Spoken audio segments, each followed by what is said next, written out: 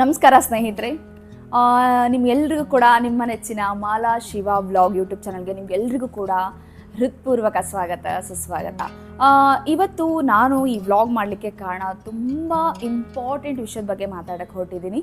ಅದು ಏನು ಅಂತ ಹೇಳಿದ್ರೆ, ಗರ್ಭಿಣಿ ಮಹಿಳೆಯರಿಗೆ ತುಂಬ ಮುಖ್ಯವಾಗಿರೋವಂಥದ್ದು ಏನು ಅಂತ ಹೇಳಿದ್ರೆ ತಾಯಿ ಕಾರ್ಡ್ ಅಂತ ಏನೇ ಹೇಳ್ತೀವಿ, that is mother card, right?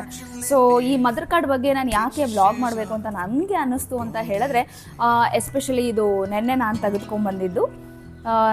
ನನಗೆ ನೆನ್ನೆ ತಾಯಿ ಕಾರ್ಡನ್ನು ಮಾಡಿಸ್ಕೊಂಡಾಯಿತು, ಸಿಕ್ಕಿದ್ದು. ಸೊ ಇದನ್ನು ತುಂಬ ಕೂತ್ಕೊಂಡು ಓದಿದೆ, ಸಿಕ್ಕಾಪಟ್ಟೆ ಇನ್ಫಾರ್ಮೇಷನ್, ಎಷ್ಟು ಹೇರಳವಾಗಿದೆ ಅಂತ ಹೇಳಿದ್ರೆ ತುಂಬ ತಿಳ್ಕೊಳ್ಳೋದಿದೆ ಈ ಒಂದು ತಾಯಿ ಕಾರ್ಡಲ್ಲಿ. ಈ ಮದರ್ ಕಾರ್ಡ್, ತಾಯಿ ಕಾರ್ಡ್ ಅಂತ ಹೇಳಿ ಗರ್ಭಿಣಿ ಮಹಿಳೆಯರು ಯಾಕೆ ಇದನ್ನು ತೆಗೆದುಕೊಳ್ಬೇಕು, ಇದರಿಂದ ಏನು ಪ್ರಯೋಜನ ಇದೆ, ಸರ್ಕಾರದ ಯೋಜನೆಗಳೇನೇನು, ಯಾವ್ಯಾವೆಲ್ಲ ಇಂಜೆಕ್ಷನ್ಸ್ಗಳನ್ನ ಒಳಗೊಂಡಿರುತ್ತೆ, ಮತ್ತು ಅಂಗನವಾಡಿಯಿಂದ ಸಿಗುವಂತಹ ಸೌಕರ್ಯ, ಆಹಾರ ಒಂದೊಂದಾಗಿ ಸರಳವಾಗಿ ತಿಳಿತಾ ಹೋಗೋಣ. ನಾನು ಓದಿರೋದನ್ನ ಹೇಳ್ತೀನಿ. ಇದರಲ್ಲಿರೋದು ಮಾಹಿತಿನ ತುಂಬ ಓದಬೇಕು ಅಂತ ಹೇಳಿದ್ರೆ ನಿಜವಾಗ್ಲೂ ಇನ್ನೊಂದು ಬ್ಲಾಗ್ನ ಮಾಡ್ತೀನಿ. ಬಟ್ ಇನ್ಫಾರ್ಮೇಷನ್ ನಾನೇನೇನೇನು ಓದಿ ತಿಳ್ಕೊಂಡೆ ಅನ್ನೋದನ್ನು ನಿಮ್ಮೊಟ್ಟಿಗೆ ನಾನು ಹಂಚ್ಕೊಳ್ಲಿಕ್ಕೆ ಇಷ್ಟಪಡ್ತೀನಿ. ಮೊದಲಿಗೆ ತಾಯಿ ಕಾರ್ಡ್ ಅಂತ ಅಂದರೆ ಏನು? ಇದು ಗರ್ಭಿಣಿ ಮಹಿಳೆಯರ ಆರೋಗ್ಯದ ಸಂಪೂರ್ಣ ದಾಖಲಾತಿ ಪುಸ್ತಕ ಅಂತ ಹೇಳ್ಬೋದು. ಇದರಲ್ಲಿ ತಾಯಿ ಆರೋಗ್ಯದ ವಿವರಗಳಿರುತ್ತೆ, ತೂಕ, ರಕ್ತದ ಒತ್ತಡ ಎಷ್ಟಿರುತ್ತೆ, ರಕ್ತದ ಹಿಮೋಗ್ಲೋಬಿನ್ ಎಷ್ಟಿರುತ್ತೆ, ಆಮೇಲೆ ಪರೀಕ್ಷೆಗಳ ಫಲಿತಾಂಶಗಳು ಹೇಗೆ, ಮತ್ತು ಡಾಕ್ಟರ್ಸ್ನ ಯಾವ್ಯಾವಾಗ ಭೇಟಿ ನೀಡಬೇಕು ಅನ್ನೋ ದಿನಾಂಕಗಳು ಕೂಡ ಇರುತ್ತೆ. ಹಾಗೆ ಹೆರಿಗೆ ನಿರೀಕ್ಷಿತ ದಿನಾಂಕ ಕೂಡ ಇರುತ್ತೆ, ಎಕ್ಸ್ಪೆಕ್ಟೆಡ್ ಡೆಲಿವರಿ ಡೇಟ್ ಕೂಡ ಇರುತ್ತೆ. ಈ ಎಲ್ಲ ಕಂಪ್ಲೀಟ್ ಡಾಕ್ಯುಮೆಂಟೆಡ್ ದಾಖಲಿತವಾಗಿರುವಂಥ ಈ ಕಾರ್ಡ್ನಲ್ಲಿ ಡಾಕ್ಟರ್ಸ್ ಮತ್ತು ಏನು ಆಶಾ ಕಾರ್ಯಕರ್ತರು ಅಥವಾ ಅಂಗನವಾಡಿ ಕಾರ್ಯಕರ್ತರು ಅಂತ ಏನು ಹೇಳ್ತೀವಿ, ತಾಯಿ ಆರೋಗ್ಯವನ್ನು ಸರಿಯಾಗಿ ಗಮನಿಸ್ಬೋದು ಈ ಒಂದು ತಾಯಿ ಕಾರ್ಡ್ ಇದ್ದರೆ. ಹಾಗಾದರೆ ಯಾಕೆ ಈ ತಾಯಿ ಕಾರ್ಡ್ ಬಹಳ ಮುಖ್ಯ ಅನ್ನೋದಾದರೆ ತುಂಬಾ ಮುಖ್ಯ ಇದೆ. ಯಾಕೆಂದರೆ ಗರ್ಭಧಾರಣೆ ಒಂದು ಸಂವೇದನಾಶೀಲ ಅವಧಿ ಅಂತ ಹೇಳ್ತೀವಿ. ಈ ಸಮಯದಲ್ಲಿ ಒಂದು ನಿಯಮಿತ ತಪಾಸಣೆ ಬಹಳ ಮುಖ್ಯ ಆಗುತ್ತೆ, ಬಹಳ ಅಗತ್ಯ ಇದೆ. ಈ ತಾಯಿ ಕಾರ್ಡ್ ಇದ್ದರೆ ಏನೇನಿರ್ಬೋದು? ಒಂದು, ತಾಯಿಯ ಆರೋಗ್ಯದ ಸಂಪೂರ್ಣ ದಾಖಲೆ ಇರುತ್ತೆ. ಎರಡನೇದು, ರಕ್ತಹೀನತೆ, ಏನು ಅನೀಮಿಯಾ ಅಂತ ಹೇಳ್ತೀವಿ, ಹೈ ಬ್ಲಡ್ ಪ್ರೆಷರ್ ಇರ್ಬೋದು, ಶುಗರ್ ಇರ್ಬೋದು, ಹೀಗೆ ನಾನಾ ಸಮಸ್ಯೆಗಳಿಗೆ ಬೇಗ ಪತ್ತೆ ಹಚ್ಬೋದು. ಮೂರನೇದು, ಸಮಯಕ್ಕೆ ಸರಿಯಾಗಿ ಲಸಿಕೆಗಳನ್ನು ಪಡೀಲಿಕ್ಕೆ ಸಹಾಯ ಆಗುತ್ತೆ. ನಾಲ್ಕನೇದು, ಸರಿಯಾದ ಆಹಾರ ಮತ್ತು ಆರೈಕೆ ಬಗ್ಗೆ ಮಾರ್ಗದರ್ಶನ ಕೂಡ ಸಿಗುತ್ತೆ. ಐದನೇದು, ಸಂರಕ್ಷಿತ ಹೆರಿಗೆ ಕೂಡ ಸಾಧ್ಯ ಆಗುತ್ತೆ. ಯಾಕೆ ಅಂತ ಹೇಳಿದ್ರೆ ಪ್ರತಿ ತಿಂಗಳು ಕೂಡ ಸ್ಕ್ಯಾನಿಂಗು, ಟೆಸ್ಟಿಂಗು ಅದೆಲ್ಲನೂ ಉಚಿತವಾಗೇ ಇರುತ್ತೆ ಗೌರ್ಮೆಂಟಿಂದ. ನೆಕ್ಸ್ಟ್ ಬಂದು ಹೇಗೆ ಬಳಸಬೇಕು, ಹೇಗೆ ಈ ತಾಯಿ ಕಾರ್ಡ್ನ ಬಳಸಬೇಕು ಅಂತ ಹೇಳಿದ್ರೆ, ಹೇಗೆ ಬಳಸಬೇಕು ಅಥವಾ ಎಲ್ಲಿ ಇದನ್ನು ಪಡ್ಕೋಬೇಕು ಅಂತ ಹೇಳಿದ್ರೆ, ಗರ್ಭಧಾರಣೆ ಕನ್ಫರ್ಮ್ ಆದಮೇಲೆ, ದೃಢಪಟ್ಟ ನಂತರ ಸಮೀಪದ ಒಂದು ಯಾವುದಾದ್ರೂ ಸರ್ಕಾರಿ ಆಸ್ಪತ್ರೆ ಆಗಿರ್ಬೋದು ಅಥವಾ ಅಂಗನವಾಡಿ ಕೇಂದ್ರಗಳಲ್ಲಿ ನೀವು ನೋಂದಣಿ ಮಾಡಬೇಕಾಗುತ್ತೆ. ಅಲ್ಲಿ ತಾಯಿ ಕಾರ್ಡ್ ನೀಡ್ತಾರೆ. ಪ್ರತಿಯೊಂದು ತಪಾಸಣೆಗೆ ಹೋದಾಗ ಈ ಕಾರ್ಡ್ನ ನೀವು ತೆಗೆದುಕೊಂಡು ಹೋಗಲೇಬೇಕು. ಡಾಕ್ಟರ್ ಹೇಳ್ತಾ ಇರ್ತಾರೆ ಪ್ರತಿ ಬಾರಿ ಹೊಸ ಮಾಹಿತಿಯನ್ನು ಇದರಲ್ಲಿ ಬರಿತಾ ಹೋಗ್ತಾರೆ. ಹಾಗಾದರೆ ಸರ್ಕಾರದ ಯೋಜನೆಗಳು ಮತ್ತು ಲಾಭಗಳು ಏನೇನು, ಏನಾದರೂ ಯೂಸ್ ಇದೆಯಾ, ಸುಮ್ಮನೆ ಮಾಡಿಸೋದಾ ಏನು ಅಂತ? ನಿಜವಾಗ್ಲೂ ಇಲ್ಲ. ಈ ಒಂದು ತಾಯಿ ಕಾರ್ಡ್ ಹೊಂದಿರುವ ಗರ್ಭಿಣಿಯರಿಗೆ ಸರ್ಕಾರದಿಂದ ಕೆಲವೊಂದು ಸೌಲಭ್ಯಗಳನ್ನು ನೀಡ್ತಾ ಹೋಗ್ತಾರೆ. ಸೊ ಅದು ಏನೇನಂತ ನೋಡ್ತಾ ಹೋಗೋಣ. ಮೊದಲನೇದು, ಉಚಿತ ಆರೋಗ್ಯ ತಪಾಸಣೆಯನ್ನು ಮಾಡ್ತಾರೆ. ಅಂದರೆ ರಕ್ತ ಪರೀಕ್ಷೆ, ಮೂತ್ರ ಪರೀಕ್ಷೆ ಅಥವಾ ತೂಕ, BP, ಈ ಸ್ಕ್ಯಾನ್ಗಳು, ಈ ಬ್ಲಡ್ ಟೆಸ್ಟ್ಗಳು ಎಲ್ಲನೂ ಕೂಡ ಉಚಿತವಾಗಿ ಇರುತ್ತೆ ಈ ತಾಯಿ ಕಾರ್ಡ್ ಇದ್ದರೆ. ಎರಡನೇದು, ಜನನಿ ಸುರಕ್ಷಾ ಯೋಜನಾ. ಇದು ಒಂದು ಬ್ಯೂಟಿಫುಲ್ ಸ್ಕೀಮ್ ಅಂತ ನನಗನ್ಸುತ್ತೆ.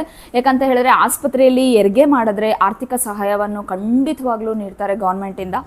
ಮೂರನೇದು, ಪ್ರಧಾನಮಂತ್ರಿ ಮಾತೃವಂದನಾ ಯೋಜನೆ ಅಂತ ಹೇಳಿ, PMMVY ಅಂತ ಹೇಳಿ, ಗರ್ಭಿಣಿಯರಿಗೆ ಪೌಷ್ಟಿಕ ಆಹಾರ, ನ್ಯೂಟ್ರಿಷಿಯಸ್ ಫುಡ್ ಸಿಗಬೇಕು ಅಂತ ಹೇಳಿ ಹಣದ ಸಹಾಯವನ್ನು ಕೂಡ ನೀಡಲಾಗುತ್ತೆ. ಈ ಮಾತೃವಂದನಾ ಮೋಸ್ಟ್ಲಿ 6,000 ಬರುತ್ತೆ ಅಂತ ನಾನು ಕೇಳ್ಪಟ್ಟಿರೋದು. ಬಟ್ ಅಕೌಂಟಿಗೆ ಬರೋದು 5,000 ಅಂತ ಏನೋ ಹೇಳ್ತಾ ಇದ್ರು. ಫೈನ್. ನಾಲ್ಕನೇದು, ಉಚಿತ ಹೆರಿಗೆ ಸೇವೆಗಳು. ಅಂದರೆ ಸರ್ಕಾರಿ ಆಸ್ಪತ್ರೆಯಲ್ಲಿ ಸಾಮಾನ್ಯ ಹೆರಿಗೆ, ನಾರ್ಮಲ್ ಡೆಲಿವರಿ ಅಂತ ಏನು ಹೇಳ್ತೀವಿ, ಅಥವಾ ಸಿಸೇರಿಯನ್ ಎಲ್ಲನೂ ಕೂಡ ಉಚಿತವಾಗಿರುತ್ತೆ. ಈಗಂತೂ ಬಿಡಿ, ಇದು ನಾರ್ಮಲು ಸಿಸೇರಿಯನ್ ಅನ್ನೋದಕ್ಕಿಂತ ನಮ್ಮ ಹೆಣ್ಮಕ್ಳಲ್ಲೇ ಒಂದು ಸ್ಟ್ರೆಂತ್ ಅನ್ನೋದು ಖಂಡಿತವಾಗ್ಲೂ ಇರುತ್ತೆ. ಬಟ್ ಏನು ಅಂತ ಹೇಳಿದ್ರೆ ಡಾಕ್ಟರ್ಸ್ ಏನೋ ಒಂದು ಹೆದರಿಸ್ಬಿಡೋದು, ಅಥವಾ ಓಕೆ ಅನ್ಕಂಡೀಷ್ನಲಿ ನಮಗೆ ಕಂಡೀಷನ್ ಮೀರಿ ಹೋಗ್ತಾ ಇದೆ ಅಂದರೆ that is fine. But normal delivery ಈಗ ಸದ್ಯದ ಮಟ್ಟಿಗೆ ನಾನು ಕೇಳಿರೋಗೆ ನ್ಯೂಸ್ ಪೇಪರ್ಸ್ಗಳಂತೂ ಎಡಿಟೋರಿಯಲ್ ಪೇಜ್ಗಳಲ್ಲಿ, ಹಿಂದೂ ನ್ಯೂಸ್ ಪೇಪರಲ್ಲಿ ಎಡಿಟೋರಿಯಲ್ ಪೇಜ್ಗಳಲ್ಲಿ ಈ ಸಿಸೇರಿಯನ್ ನಾರ್ಮಲ್ ಡೆಲಿವರಿ ಏನಿದೆ ನಿಜವಾಗ್ಲೂ ಆರ್ಟಿಕಲ್ ಬರ್ತಾನೆ ಇರುತ್ತೆ. ಯಾಕೆ ಅಂತ ಹೇಳಿದ್ರೆ ಒಂಥರ ದಂಧೆ ಆಗಿಬಿಟ್ಟಿದೆ, purely business. So normal delivery ಅವರು ಮಗುನ ಹೆರಲಿಕ್ಕೆ ಅವಕಾಶ ಇದ್ದರೂ ಕೂಡ ಆಸ್ಪತ್ರೆಗಳಲ್ಲಿ ನಿಜವಾಗ್ಲೂ ಸಿಸೇರಿಯನ್ನೇ ಮಾಡಿ ಹಾಗೂ ತೆಗೆದುಬಿಡೋದು ಮಗುನ. ಸೊ ಹೀಗೆ ನಡೀತಾ ಇದೆ. ಕಾಲೈ ತಸ್ಮಯ ನಮಃ. 5ನೇದು ಬಂದು ಹೆರಿಗೆ ನಂತರ ಹಾರೈಕೆ. ಏನು ಅಂದರೆ ತಾಯಿ ಮತ್ತು ಮಗುವಿನ ಉಚಿತ ತಪಾಸಣೆ ಮತ್ತು ಸಲಹೆಗಳನ್ನು ಕೂಡ ನೀಡ್ತಾ ಹೋಗ್ತಾರೆ. ಇದೆಲ್ಲನೂ ಕೂಡ ಗೌರ್ಮೆಂಟ್ ಸೆಕ್ಟ್ರಿಂದ ಯೂಸ್ಫುಲ್ ಇದೆ ಅಂದರೆ ಯಾಕೆ ಮಾಡಿಸ್ಬಾರ್ದು ತಾಯಿ ಕಾರ್ಡ್ ಅಲ್ವಾ. ಮೇಜರ್ ಆಗಿ ಇನ್ನೊಂದು ಬಹು ಮುಖ್ಯವಾಗಿರುವಂಥದ್ದು ಅಂತ ಹೇಳಿದ್ರೆ 2-3 ಮಂತ್ಸ್ ಅಥವಾ 5 ಮಂತ್ಸ್ಗೆ ಒಂದು 2 ಇಂಜೆಕ್ಷನ್ನ ಹೇಳ್ತಾರೆ ಗರ್ಭಿಣಿಯರಿಗೆ ಕೊಡಲಾಗುವಂಥ ಇಂಜೆಕ್ಷನ್ ಯಾವುದು ಅಂತಂದರೆ TT ಅಥವಾ ಟೆಟಾನಸ್ ಇಂಜೆಕ್ಷನ್ ಅಂತ ಏನು ಹೇಳ್ತೀವಿ. ತಾಯಿ ಮತ್ತು ಮಗುವನ್ನು ಸೋಂಕಿನಿಂದ ರಕ್ಷಣೆ ಮಾಡ್ಬೋದು, ರಕ್ಷಿಸುತ್ತೆ ಅಂತ ಹೇಳಿ, ಯಾವುದೇ ತರಹ ಇನ್ಫೆಕ್ಷನ್ಸ್ ಆಗಲ್ದಲೆ. ಸೊ ಇದು ಊಫಿಂಗ್ ಕಾಫ್ ಅಂತಲೂ ಏನೋ ಹೇಳ್ತಾರೆ. ಎಸ್, ಇದು ಒಂದು ಇಂಜೆಕ್ಷನ್. ಮತ್ತು ಇನ್ನೊಂದು 5 ಮಂತ್ಸಲ್ಲಿ ಏನೋ ಕೊಡ್ತಾರೆ ಅಂತ ಹೇಳಿದ್ರು, TT ಬೂಸ್ಟರ್ ಅಥವಾ TD ವ್ಯಾಕ್ಸಿನ್ ಅಂತ ಹೇಳಿ, ಹೆಚ್ಚುವರಿ ಒಂದು ರಕ್ಷಣೆಗಾಗಿ ಆಗುವಂಥದ್ದು, just for the protection purpose. ಹಾಗಾದರೆ ನನಗೆ ಗೊತ್ತಾಯಿತು ಈ ಥರ ಇಂಜೆಕ್ಷನ್ಸ್ಗಳೆಲ್ಲ ಇದೆ ಅಂತ. ನಾನು ನಿನ್ನೆ ಓದಾಗಲೇ ಗೊತ್ತಾಗಿದ್ದು ಈ ಲಸಿಕೆಗಳೆಲ್ಲವೂ ಕೂಡ ವಿವರಣಾತ್ಮಕವಾಗಿ ತಾಯಿ ಕಾರ್ಡ್ನಲ್ಲಿ ದಾಖಲೆ ಮಾಡಿದ್ದಾರೆ. ತುಂಬ ಅದನ್ನೇ ಹೇಳಿದ್ದು, ಓದಿದ್ರೇ ಗೊತ್ತಾಗೋದು. ಬೇರೆಯವ್ರಿಗೆ ಯಾರಿಗೂ ಕೂಡ ಪರ್ಪಸ್ಫುಲಿ ಕೇಳೋವಂಥ ಅವಶ್ಯಕತೆ ಇಲ್ಲ, ಪ್ರತಿಯೊಂದು ಎಲ್ಲನೂ ಕೂಡ ಇಲ್ಲಿ ಇದೆ.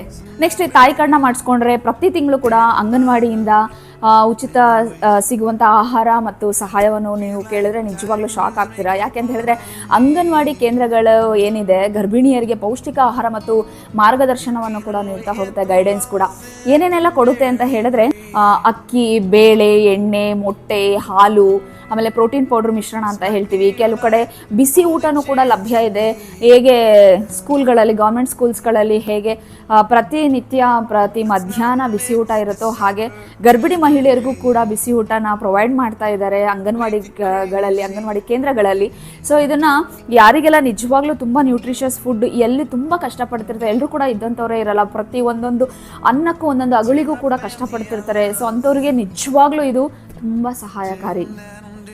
ಆಮೇಲೆ ನಿಮಗೆ ಅಲ್ಲಿ ಊಟ ಮಾಡಲಿಕ್ಕೆ ಇಷ್ಟ ಇಲ್ಲ ಅಂತ ಹೇಳಿದ್ರೆ ನೀವು ಅಂಗನವಾಡಿಯಿಂದ ರೇಷನ್ ಕೂಡ ತರಬಹುದು. ಮನೆಗೆ ತೆಗೆದುಕೊಂಡು ಹೋಗುವಂಥ ಆಹಾರಗಳನ್ನು ಕೂಡ ನಿಮಗೆ ಕೊಡ್ತಾ ಹೋಗ್ತಾರೆ.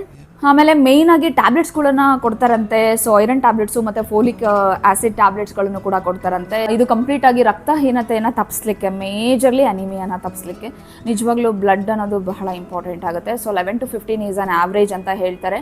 So blood count HB level ಬಂದು.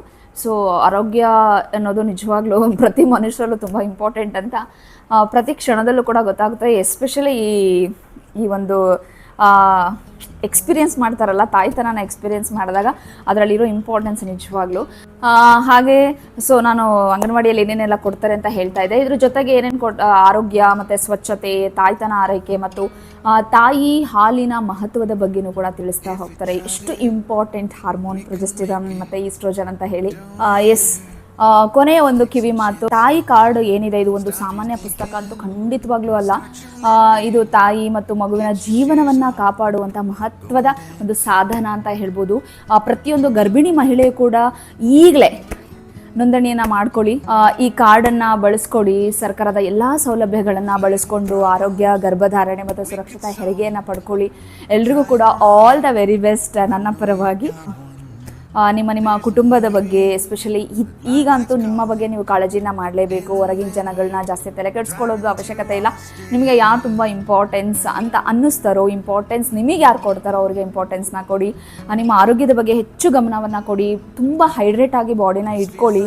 ಯಾಕಂದರೆ ಇವಾಗ ಸಮ್ಮರ್ ಇರೋದ್ರಿಂದ ನಿಜವಾಗ್ಲೂ ತುಂಬಾ ಡಿಹೈಡ್ರೇಷನ್ ಆಗ್ತಾ ಇರೋದ್ರಿಂದ ಎಲ್ಲ ಕಾಯಿಲೆಗಳಿಗೂ ಮದ್ದು ನೀರು ಚೆನ್ನಾಗಿ ಕುಡಿದ್ರೆ ಎಂಥ ಕಾಯಿಲೆಗಳು ಕೂಡ ಮಾಯ ಆಗುತ್ತೆ ಅಂತ ಹೇಳ್ತಾರೆ. ಎಸ್, ನಿಮ್ಮನ್ನು ನೀವು ಹೆಚ್ಚು ಪ್ರೀತಿಸಿ, ನಿಮ್ಮ ಕಂದಮ್ಮನ ನೀವು ಹೆಚ್ಚು ಪ್ರೀತಿಸಿ.